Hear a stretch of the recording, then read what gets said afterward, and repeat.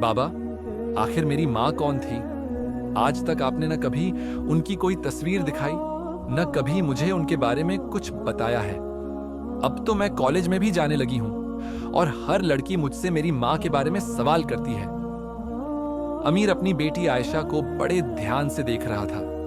उम्र सिर्फ 17 बरस थी, लेकिन वक्त से पहले ही समझदार हो गई थी। यह सवाल तो वह बचपन से ही पूछती आई थी, लेकिन अमीर के पास उसके सवाल का कोई जवाब नहीं था। इस बार भी जब वह खामोश रहा तो आयशा की आंखों में आंसू आ गए। रोते हुए वह कहने लगी, बाबा, बस बहुत हो गया। अब मैं और यह बर्दाश्त नहीं करूंगी। आपको मुझे आज बताना ही होगा कि आखिर मेरी माँ कौन थी और इतने सालों से आपने मुझसे यह सब छुपाकर क्यों रखा।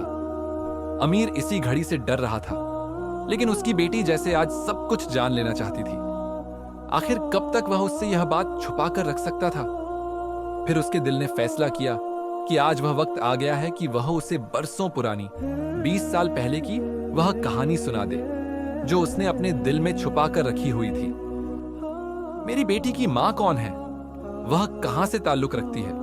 उसकी तस्वीर इस घर में क्यों मौजूद नहीं? यह एक बहुत बड़ा राज था, एक ऐसा राज जो कई सालों से मैं अपने सीने में दफन करके जी रहा था। अमीर ने सोचा। उसने अपनी बेटी के खूबसूरत चेहरे की तरफ देखा जो अब भी उसके जवाब की इंतजार कर रही थी। फिर उसने अपने दिल पर रखा हुआ बोझ हल्का महसूस किया और कहने लगा, आयशा, क्या तुम यह बात जानना चाहती हो कि तुम्हारी माँ कौन थी और मैंने तुमसे यह बात क्यों छुपा कर रखी? आयशा ने फौरन हाँ में सर हिलाया। यह बहुत लंबी कहानी है बेटा, यहां सामने बैठो, फिर मैं तुम्हें बताता हूं। अमीर माजी के धुंधलके में खो गया। आयशा बड़ी दिलचस्पी से उसकी तरफ देखते हुए अगली बात का इंतजार कर रही थी। अमीर की आंखें कर्ब से सुर्ख हो चुकी थीं। अपने माजी को कुरेदना इतना आसान न था। वह मस्जिद के अंदर कदम रखने ही वाली थी जब किसी ने उसे बुरी तरह से झिड़क दिया था। ए लड़की, वहीं रुक जाओ, तुम जैसी लड़कियों का मस्जिद में क्या काम? वह मौलवी था जो गजबनाक नजरों से उसे देख रहा था। अमीर ने कहानी शुरू की। वह लड़की उदासी से मौलवी को देखते हुए बोली, क्यों? यह आपका अल्लाह का घर है। इसमें हर इंसान को जाने की इजाजत है जो जिंदगी से मायूस और इंसानों का ठुकराया हुआ हो। इस बार मौलवी खामोश हो गया। वह समझ गया था कि यह लड़की इंसानों की ठुकराई हुई है, तभी तो इस कदर मायूस नजर आ रही थी। तभी उसने आगे बढ़कर उसके सर पर हाथ रखा और कहने लगा, बेटी, अभी जमात का वक्त होने वाला है। मर्दों की एक बड़ी तादाद इस मस्जिद में आएगी, इसलिए मैं नहीं चाहता कि किसी गैर मर्द की नजर तुम पर पड़े। तुम कौन हो? हमारी बस्ती की तो नहीं लगती।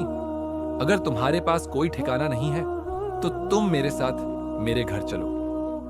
वह उस्ताद मस्जिद के इमाम थे, तभी तो उनके अल्फाज में नरमी आ गई थी। लड़की ने सर झुकाकर कहा, मौलवी साहब, आप एक नेक इंसान हैं। अगर मैं आपके घर जाऊंगी तो कहीं आपका घर नापाक ना हो जाए। मौलवी साहब को हैरत का झटका लगा। वह बोले, क्या हुआ बेटी? ऐसी बातें क्यों कर रही हो? भला किसी इंसान के जाने से मेरा घर नापाक क्यों होगा? वह कुछ पल खामोश रही, फिर बोली, इसलिए क्योंकि मैं एक हिंदू लड़की हूं। क्या आप यह चाहेंगे कि एक हिंदू लड़की आपके घर में रहे? अब मौलवी साहब को हैरत का झटका लगा। फिर कुछ पल की खामोशी के बाद वह बोले, तुम भले ही हिंदू लड़की हो, लेकिन तुम मेरे लिए बहुत इज्जत के काबिल हो। एक इंसान के नाते मेरे साथ मेरे घर चलो, वहां तुम्हारे रहने के लिए बहुत जगह है।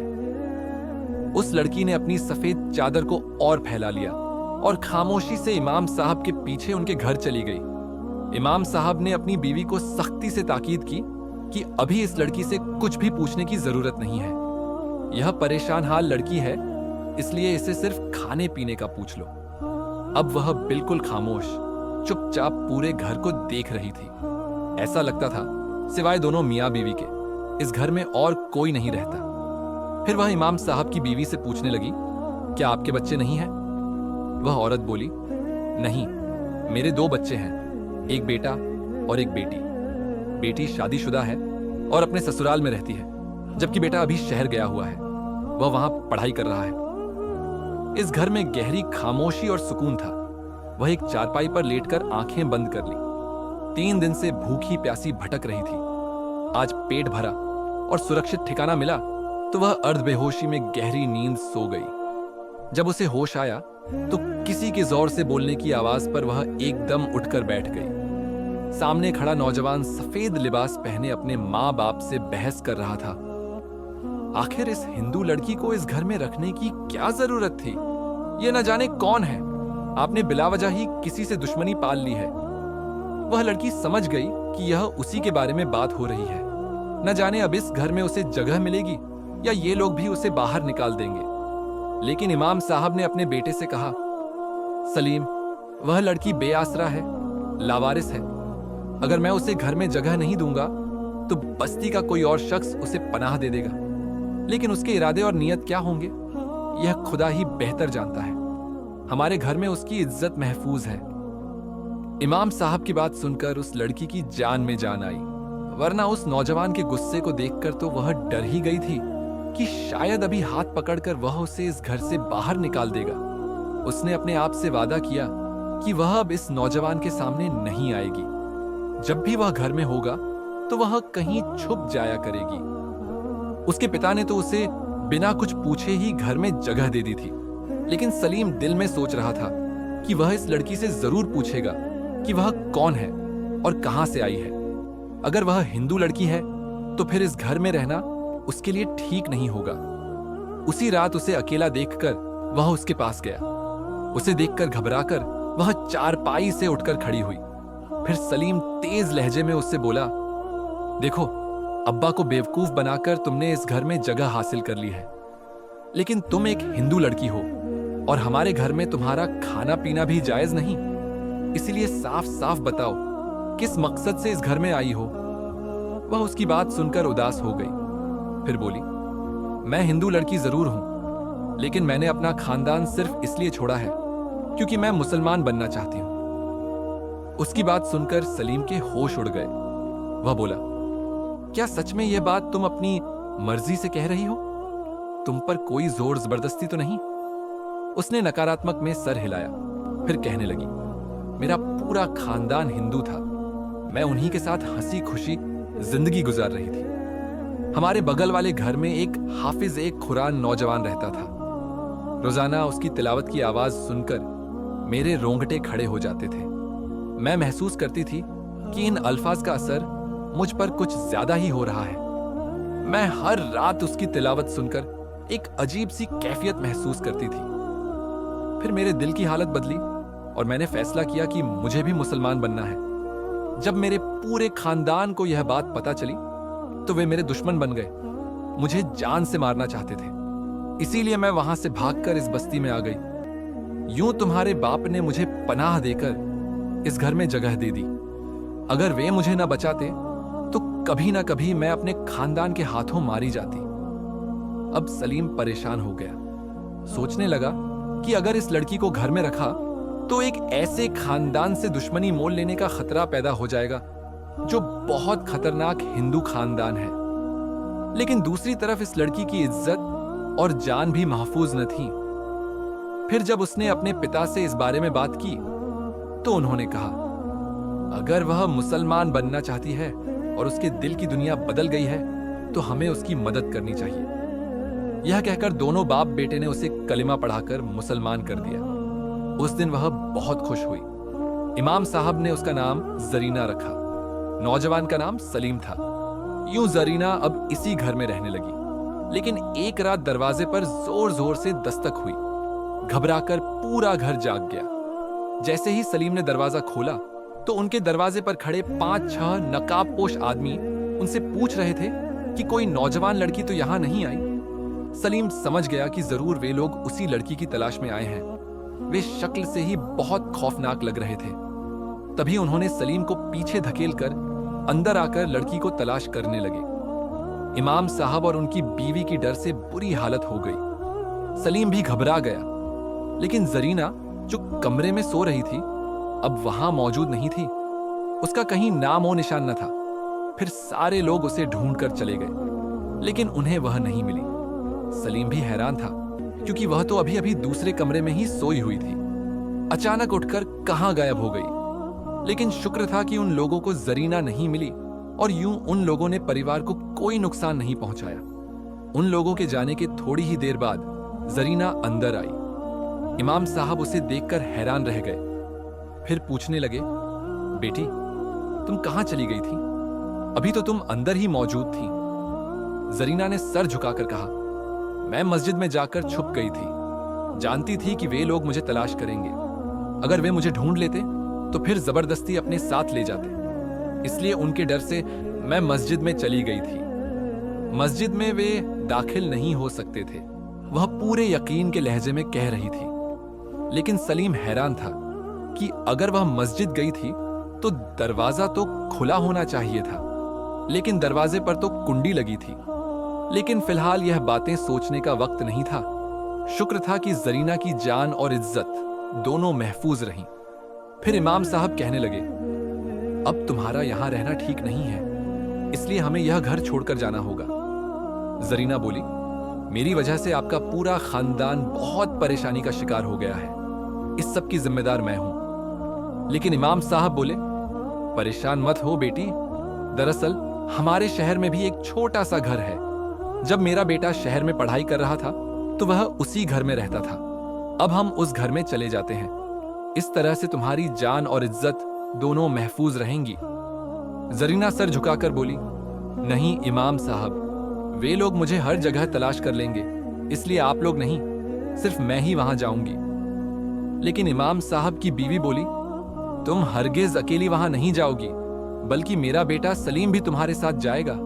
हम ऐसा करते हैं, तुम दोनों का निकाह पढ़ा देते हैं, इस तरह तुम एक साथ उस घर में रह सकोगे।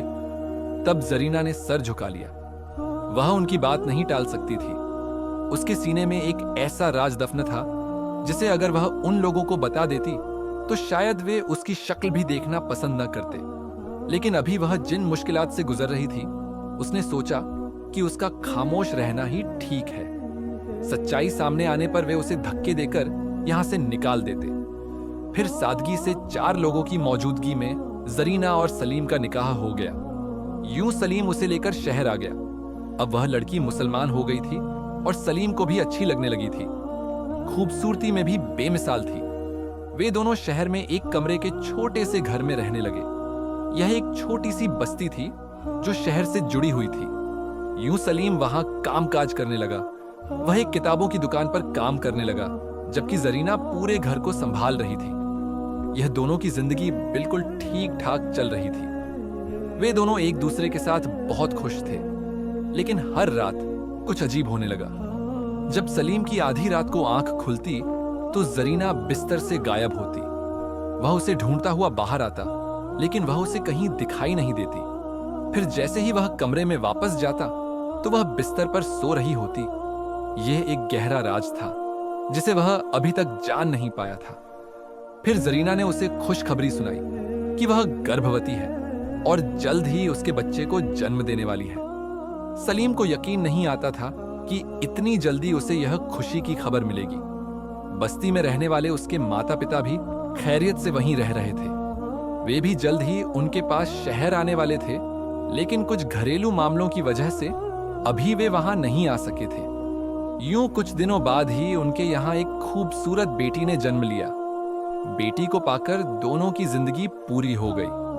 बेटी अभी सिर्फ 6 महीने की थी जब अचानक कुछ ऐसा हुआ जिसने दोनों की जिंदगी को उजाड़ दिया, खास तौर पर सलीम की जिंदगी को, क्योंकि वह सोच भी नहीं सकता था कि उसके साथ इतना बड़ा धोखा होगा।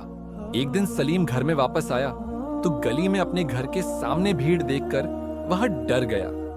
लोगों से पूछा कि क्या मामला है, तो एक आदमी बोला, अरे शुक्र है तुम्हारी जान बच गई, तुम तो बड़ी मुश्किल में फंस जाते। तुम जानते हो, इस मोहल्ले के सामने वाले घर में एक किराएदार रहता था जो बहुत बड़ा आमिल है। जब से वह इस मोहल्ले में आया था कई लोगों के मसले मसाइल हल कर चुका था। लेकिन एक दिन वह एक आदमी से कहने लगा कि मुझे इस मोहल्ले से एक जिन्नी की बू महसूस होती है। मैं जिन्नात के बारे में बहुत ज्यादा जानता हूं, इसलिए उनकी मौजूदगी दूर से ही महसूस कर लेता हूं। क्या यहां पर कोई घर आसेबज़दा है? सारे मोहल्ले वाले हैरान रह गए क्योंकि ऐसा कोई घर तो वहां नहीं था। लेकिन आमिल कहने लगा, तुम मेरी बात मानो या न मानो, यहां पर एक जिन्नी रह रही है। सब लोगों के होश उड़ गए।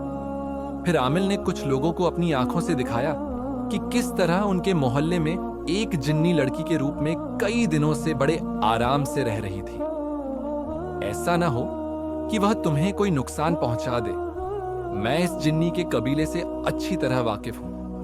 यह जिन्नी एक हिंदू मजहब से ताल्लुक रखती है और इसका पूरा कबीला भी हिंदू है। तुम लोग क्या कर रहे हो? ऐसा ना हो कि इस मनहूस की वजह से तुम्हारा इस शहर में रहना मुश्किल हो जाए। यह सुनकर सब लोग डर गए। यूं सभी ने मिलकर फैसला किया कि वे उस जिन्नी को वहां से निकाल कर ही रहेंगे। नौजवान, तुम्हारे साथ भी बहुत बड़ा धोखा हुआ है। भला पूछो तो सही कि उस जिन्नी ने तुम्हारे साथ ऐसा क्यों किया? क्या बचपन से ही ये तुम्हारे साथ रह रही थी? मुझे लगता है ये तुम पर आशिक हो गई थी। चलो अब इसे यहां से निकाल दो, वरना हम सबका जीना हराम हो जाएगा। सलीम डर से कांप गया। चिल्लाकर उन आदमियों से कहने लगा, यह क्या? तुम मेरी बीवी पर इल्जाम लगा रहे हो। वह एक लड़की है, न कि कोई जिन्नी। मैं इतने सालों से उसके साथ रह रहा हूं, आज तक मैंने कुछ ऐसा महसूस नहीं किया। लेकिन लोग किसी तरह भी नहीं मान रहे थे। उन्होंने जिद पकड़ ली कि वह आमिल ही आकर फैसला करेगा कि उसकी बीवी एक लड़की है या फिर एक जिन्नी। थोड़ी ही देर में आमिल सामने से चलता हुआ आया।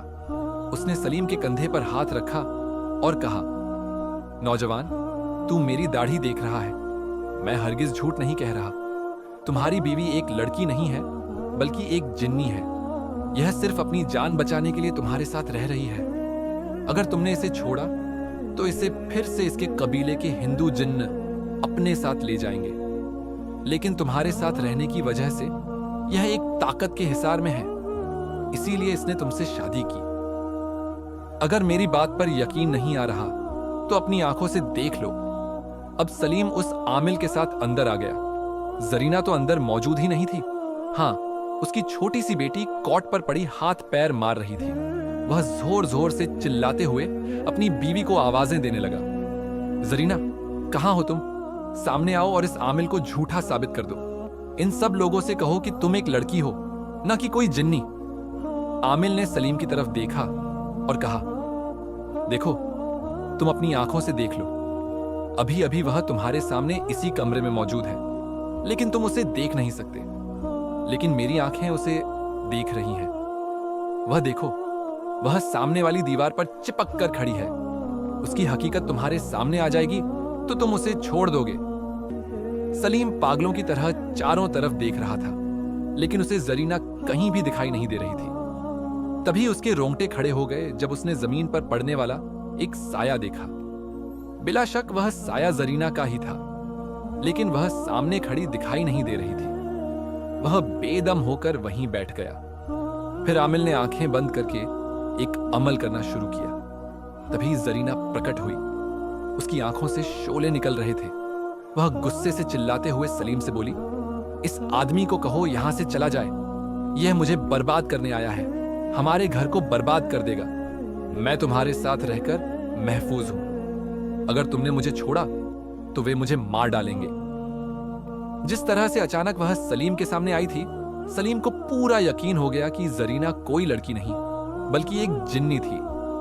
फिर आमिल उस जिन्नी से कहने लगा, तुम इस नौजवान का पीछा छोड़कर वापस अपनी दुनिया में चली जाओ। मैं तुम्हें एक मुसलमान जिन्नात कबीले के हवाले कर दूंगा। मेरा बहुत से जिन्नात से रिश्ता है। तुम उनके पास महफूज रहोगी, लेकिन यूं इंसानों की दुनिया में रहकर तुम महफूज नहीं रह सकोगी। यह शुक्र करो कि सिर्फ मुझे ही तुम्हारे बारे में पता चला है। अगर मेरे अलावा कोई शैतानी आमिल होता तो वह तुम्हें नुकसान पहुंचाने की जरूर कोशिश करता।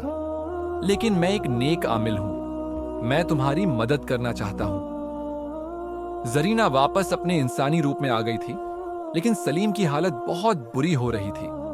वह सोच भी नहीं सकता था कि वह जिन्नी उसे धोखा देकर उसकी जिंदगी में शामिल हो गई थी। उसने न सिर्फ उसे धोखा दिया था, बल्कि उसके मासूम माता पिता को भी, जिन्होंने उसे पनाह दी थी। वह एक धोखेबाज जिन्नी थी। सलीम को उससे नफरत होने लगी। वह अभी और इसी वक्त उसे छोड़ देना चाहता था, लेकिन अचानक ही उसकी नजरें अपनी छोटी बच्ची पर पड़ी। वह आमिल से पूछने लगा, जब यह एक जिन्नी है तो फिर इसने बच्चे को कैसे जन्म दिया, वह भी इंसानों जैसी दिखने वाली एक खूबसूरत बच्ची को।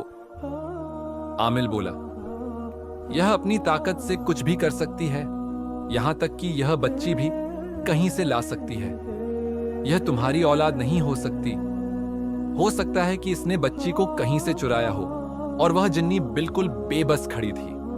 फिर आमिल ने अपनी ताकत से उसे अपने पास कैद कर लिया और सलीम से कहा, अब मैं इसे अपने साथ ले जा रहा हूं और इसे एक हिंदू नहीं बल्कि मुसलमान जिन्नात कबीले के हवाले कर दूंगा।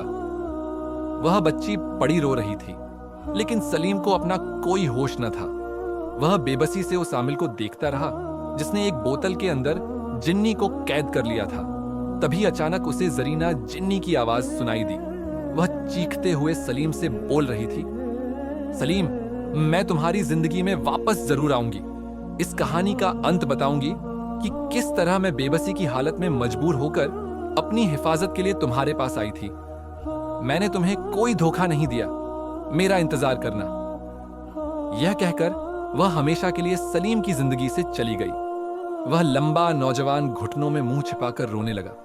उसे यकीन नहीं आ रहा था कि इतने सालों से वह एक धोखे के तहत जिंदगी गुजार रहा था। अब उसे इस चारपाई पर लेटी बच्ची से भी नफरत होने लगी, लेकिन उसके नैन नक्श तो बिल्कुल जरीना जैसे थे। यह कैसे हो सकता था? यह एक पहेली थी जो आज तक कभी हल न हुई थी। फिर जब गांव से उसके माता पिता लौटे तो उसने सारी कहानी इमाम साहब को सुना दी कि किस तरह से वह धोखेबाज जिन्नी इंसानी रूप धारण करके उनके पूरे परिवार को बेवकूफ बना चुकी थी। वह न सिर्फ उसकी बीवी बनकर बल्कि इस बच्ची की मां बनकर भी इस घर में रह रही थी। इमाम साहब की बीवी ने कहा, अगर वह एक नेक जिन्नी थी तो यह बच्ची कहां से आई? सलीम ने कहा, यही राज तो मैं जानना चाहता हूं कि इस बच्ची को वह कहां से लेकर आई थी और उसने यह सब नाटक क्यों किया। अच्छा हुआ उस आमिल ने सब कुछ जान लिया, वरना न जाने मेरे साथ क्या होता। फिर इमाम साहब और उनकी बीवी ने यह फैसला किया कि वे इस बच्ची को ही पालेंगे। लेकिन सलीम को उस बच्ची से नफरत हो गई थी। वह यही सोचता था कि यह जरूर उसी जिन्नी की बच्ची है, न कि इंसानों की। एक दिन इसकी असलियत भी सबके सामने आ जाएगी। इमाम साहब ने फैसला किया कि उस बच्ची का नाम वे आयशा ही रख देंगे, क्योंकि उन्होंने इस जिन्नी को मुसलमान करके उसका नाम जरीना रखा था। आयशा भी उस घर में पलकर जवान हो रही थी। यूं कई साल गुजर गए। फिर इमाम साहब और उनकी बीवी का भी इंतकाल हो गया। अब अमीर, जिसका असली नाम सलीम था, अकेला ही उस बच्ची को पाल रहा था। लेकिन वह हर वक्त उससे यह राज छुपा कर रखता था कि उसकी मां कौन थी या उसकी मां की तस्वीर कैसी थी। उसकी तो आज तक कोई तस्वीर ही नहीं थी, तो वह कैसे बताता कि उसकी मां कौन थी? कैसे एक जिन्नी ने उसे पैदा किया था, या फिर वह कहीं से उसे चुरा कर लाई थी? अभी तक यह एक राज था जिसे कभी न कभी उसके सामने आना ही था। लेकिन आज 17 साल गुजर चुके थे। वो जिन्नी कभी लौटकर उन दोनों की जिंदगी में वापस नहीं आई थी। फिर भी अमीर को उसकी आखिरी आवाज नहीं भूली थी, जब उसने कहा था कि वह लौटकर जरूर उसकी जिंदगी में वापस आएगी और उसे यह राज बताएगी कि यह बच्ची कौन है और उसे वह कहां से लाई थी। आज वह अपने सामने बैठकर अपनी बेटी को यह कहानी सुना रहा था। सलीम अली कोई और नहीं बल्कि मैं ही था और आयशा मेरी ही बेटी है। आज तक यह एक रहस्य है कि इसकी मां या बाप कौन थे, या हकीकत में वह जिन्नी ही इसकी मां थी। अमीर ने अपनी कहानी समाप्त की। अमीर ने देखा कि उसके सामने बैठी उसकी खूबसूरत बेटी आयशा रोए जा रही थी। वह अपने पिता के सीने से लगकर कहने लगी, मेरी वजह से आपने अपनी पूरी जिंदगी बर्बाद कर ली। किसी और लड़की से शादी ही नहीं की। अभी भी आपकी इतनी उम्र नहीं है, आप किसी लड़की से शादी कर लें। अमीर बेइख्तियार उसकी बात पर मुस्कुरा दिया और बोला, अब शादी की बारी मेरी नहीं बल्कि तुम्हारी है। मैं अपनी नन्ही शहजादी को खुद अपने हाथों से दुल्हन बनाऊंगा। लेकिन आयशा अपने दिल में कुछ और ही सोच रही थी। उसने फैसला कर लिया था कि वह उस आमिल का पता जरूर लगाएगी जो उस जिन्नी को अपने कब्जे में लेकर चला गया था। हालांकि जरीना दोबारा उसकी जिंदगी में वापस नहीं आई, जबकि उसने ऐसा कहा जरूर था। अब दोनों पिता बेटी ने वह पुराना शहर छोड़ दिया था, लेकिन अभी भी आयशा के जहन में उस जिन्नी का अक्स मौजूद था। उसे वह एक कमरे का मकान अच्छी तरह से याद था। फिर दूसरे दिन जैसे ही कॉलेज से छुट्टी हुई, वह अपने पिता को बताए बिना उसी बस्ती में जा पहुंची। उसे अच्छी तरह वह मकान याद था। फिर मोहल्ले के बूढ़े लोगों से उस आमिल के बारे में पूछने लगी, जो कई सालों तक इस मोहल्ले में रहता था। बस्ती के सारे लोग उस आमिल के बारे में अच्छी तरह से जानते थे, क्योंकि आमिल ने कई लोगों की वहां रहकर मदद की थी। वैसे तो वह अपने किसी जरूरी काम से इस बस्ती में रहने आया था, लेकिन जब लोगों की परेशानियां सुनता तो उनकी मदद जरूर करता था। आखिरकार आयशा को पता चल ही गया कि वह आमिल कहां रहता है। उसने उसका पूरा पता मालूम कर लिया। दूसरे दिन वह अपने पिता से कहने लगी, बाबा, हम उस आमिल के पास जरूर जाएंगे। हम उससे पूछेंगे कि आखिर वह जिन्नी इस वक्त कहां है। अगर वह इतना ही जिन्नात के बारे में जानता है तो वह जरूर हमें बताएगा कि इस वक्त वह जिन्नी किस हाल में है। कहीं उस आमिल ने उसे मार तो नहीं डाला। आयशा तो एक नादान लड़की थी, लेकिन अमीर अच्छी तरह जानता था कि वह जिन्नी बहुत मक्कार थी। उसने न सिर्फ उसे धोखा दिया था, बल्कि उसकी जिंदगी में जबरदस्ती शामिल हो गई थी।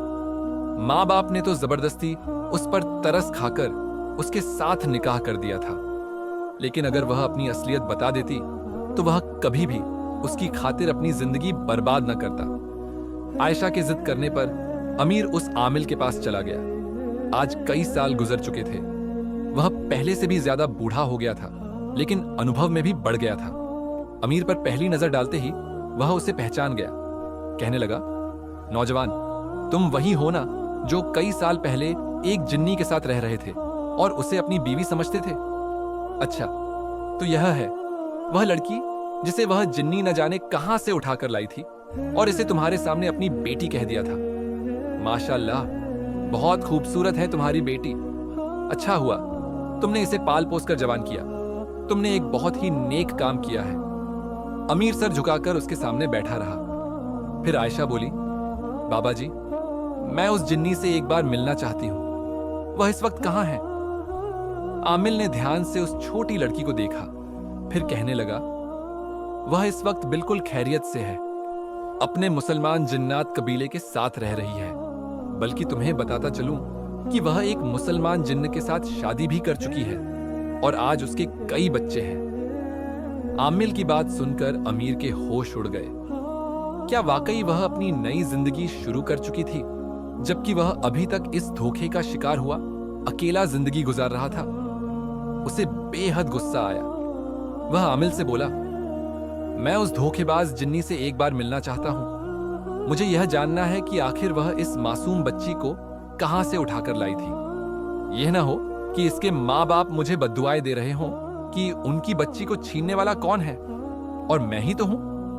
आमिल ने कहा, ठीक है, तुम दोनों बाप बेटी उससे एक बार मिल सकते हो। मैं कल ही उसे पैगाम भिजवा दूंगा। वह भी अपने मौकिल जिन्नात के हाथों जरूर तुम्हारे सामने हाजिर हो जाएगी।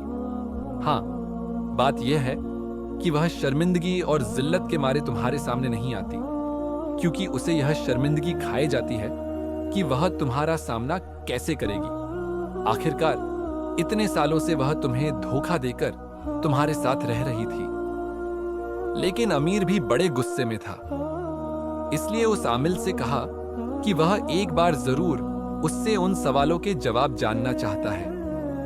यूं आमिल ने उससे वादा कर लिया कि वह उससे मिलने जरूर आएगी।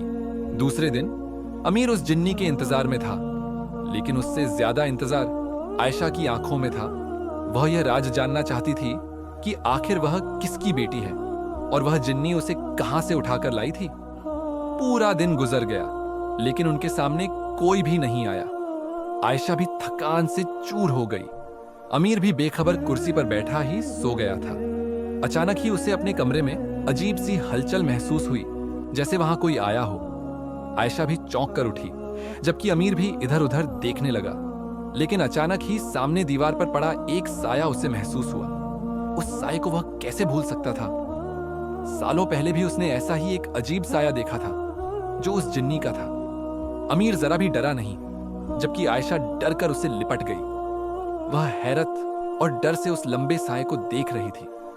अमीर उस साए को देखते हुए बोला, मैं तुम्हें पहचान गया हूं। तुमने मुझसे वादा किया था कि तुम उन सवालों का जवाब देने जरूर लौटोगी, लेकिन तुम अपना वादा भूल गई। आखिरकार तुमने साबित कर दिया कि तुम एक मक्कार जिन्नी थी और साथ ही धोखेबाज भी, जिसे इंसानों को बेवकूफ बनाना खूब आता है। अचानक उस जिन्नी की सिसकती हुई आवाज आई। वह रोते हुए कहने लगी, मैं हरगिज धोखेबाज नहीं हूं, लेकिन मुझे मेरी परेशानियों ने ऐसा करने पर मजबूर किया। अचानक ही वह दोनों के सामने प्रकट हो गई। आज भी वह उतनी ही जवान और खूबसूरत नजर आ रही थी जितनी सालों पहले अमीर ने उसे देखा था। आयशा हैरत से आंखें फाड़े उसे देखे जा रही थी। जरीना रोते हुए बोली, मैं बेबस हो गई थी। मेरी मजबूरियों ने मुझे यह कदम उठाने पर मजबूर किया था। मैं कभी भी किसी इंसान की जिंदगी में दाखिल नहीं हुई थी, न ही मैंने कभी किसी इंसान का सामना किया था। तुम्हारे वालिद साहब को मैंने जो भी कहानी सुनाई थी वह सब हकीकत पर आधारित थी, लेकिन उसमें झूठ सिर्फ यह था कि मैंने उनसे कहा कि मैं इंसान हूं, जबकि हकीकत में मैं एक जिन्नी थी। सालों पहले मैं एक हिंदू जिन्न कबीले के साथ रह रही थी। एक दिन हमारे कबीले में एक मुसलमान जिन्न मेहमान बनकर आया। मैं उस वक्त जवान और खूबसूरत थी। मैंने कभी किसी मुसलमान जिन्न को नहीं देखा था, लेकिन जब वह रातों को उठकर इबादत करता, कुरान पाक की तिलावत करता, तो मैं उसे अपनी इबादत में मशगूल देखकर उस पर आशिक हो गई। अब मैं किसी तितली की तरह उसके इर्द गिर्द घूमती रहती थी और उसे मजबूर करती थी कि वो भी मेरी तरफ आकर्षित हो जाए, जैसे मैं उसे दीवानावार प्यार करने लगी थी। लेकिन वह भी एक पक्का मुसलमान था। आंख उठाकर भी मुझे नहीं देखता था, लेकिन मुझे उसकी इबादत, उसके कुरान से इश्क हो गया था। मैं उसी की तरह बनना चाहती थी। फिर एक दिन जब मैंने उसके सामने अपनी इच्छा जाहिर की, तो वह बोला कि ऐसा मुमकिन नहीं, क्योंकि मैं यहां पर मेहमान बनकर आया हूं। मैं नहीं चाहता कि मैं इन हिंदू जिन्नात के साथ धोखा करूं। लेकिन मैं उसके इश्क में इतनी डूब चुकी थी कि कुछ भी करने को तैयार थी। फिर धीरे धीरे मैं उससे हर रात चुपके चुपके कुछ ना कुछ सीखने लगी। कभी उसका कुरान, कभी नमाज पढ़ने का तरीका, कभी उसकी आवाज में तिलावत। यूं मेरे दिल पर भी इस्लाम का असर होने लगा। अब मैं पूरी तरह से मुसलमान बनना चाहती थी। मैं सोच रही थी कि जब यह जिन्न वापस अपने कबीले में जाएगा तो मैं उसके साथ यहां से भाग जाऊंगी, लेकिन ऐसा हो न सका। एक दिन वह हमेशा के लिए कबीले से चला गया और मैं उसका इंतजार करती रह गई। अब तो मैंने यह फैसला कर लिया था कि मैं एक मुसलमान जिन्नी बनना चाहती हूं। फिर मुझे कुछ समझ में न आया और मैं रातों रात अपने कबीले से भाग गई। लेकिन जैसे ही कोई जिन्न कबीले से भागता है, सरदार को तुरंत खबर हो जाती है, और ऐसा ही हुआ। उन्होंने मेरे पीछे अपने कबीले के खतरनाक शैतान जिन्न भेज दिए। मैं घबराकर एक मस्जिद में पनाह लेना चाहती थी, लेकिन वहां भी मुझे मुसलमान इंसानों ने देखा। मुझे ऐसा लगा कि मेरे पास इसके सिवा कोई चारा नहीं कि मैं इंसानी रूप धारण करके मुसलमानों की बस्ती में पनाह ले लूं। मेरे पास कई ताकतें थीं और यूं मैं बड़े आराम से उस घर में रहने लगी। किसी को भी पता नहीं चला कि मैं एक जिन्नी थी। मैं हर वह काम करती थी जो एक मुसलमान लड़की करती है। फिर मेरे कबीले के शैतान जिन्न मुझे ढूंढते हुए वहां तक पहुंच गए, लेकिन मैं एक मस्जिद में जाकर छुप गई थी। यूं वे निराश लौट गए। वे मस्जिद में कदम भी नहीं रख सकते थे, इसलिए मैं सुरक्षित रही। हर बार जब मैं सलीम को देखती तो मुझे उसी मुसलमान जिन्न की याद आती थी जिसके इश्क में मैं गिरफ्तार थी। जब इमाम साहब ने मेरे सामने यह जिक्र किया कि वे अपने बेटे से मेरा निकाह करना चाहते हैं, तो मेरे पैरों तले से जमीन निकल गई। लेकिन मैंने सोचा कि इसके सिवा मेरे पास कोई ठिकाना भी नहीं है। अगर मैं सलीम के साथ रहूंगी तो महफूज रहूंगी। यही सोचकर मैं सलीम की जिंदगी में शामिल हो गई। फिर एक दिन मैंने यह फैसला किया कि जिस तरह औरतें बच्चे पैदा करती हैं, मैं भी सलीम के लिए एक बच्चा लाऊंगी। लेकिन मैं किसी दूसरे तरीके से वो बच्चा हासिल करना चाहती थी। फिर मैंने झूठ मूठ सलीम से कह दिया कि मैं हामिला हूं और जल्द ही मेरे यहाँ एक बच्चा आने वाला है। यूं कई महीने बीत गए। फिर एक दिन जब मैं दरगाह से वापस लौट रही थी तो मैंने एक पेड़ के नीचे एक औरत को देखा। वह उस वक्त बहुत तकलीफ में थी, शायद उसे बच्चा होने वाला था। मैंने उसकी मदद करने का फैसला किया, लेकिन जैसे ही बच्ची इस दुनिया में आई, वह औरत बोली कि यह बच्ची तुम ले जाओ। अगर यह मेरे पास रही तो न सिर्फ वे लोग मुझे मार डालेंगे, बल्कि इस बच्ची को भी खत्म कर देंगे। वह एक छोटी सी खूबसूरत बच्ची थी।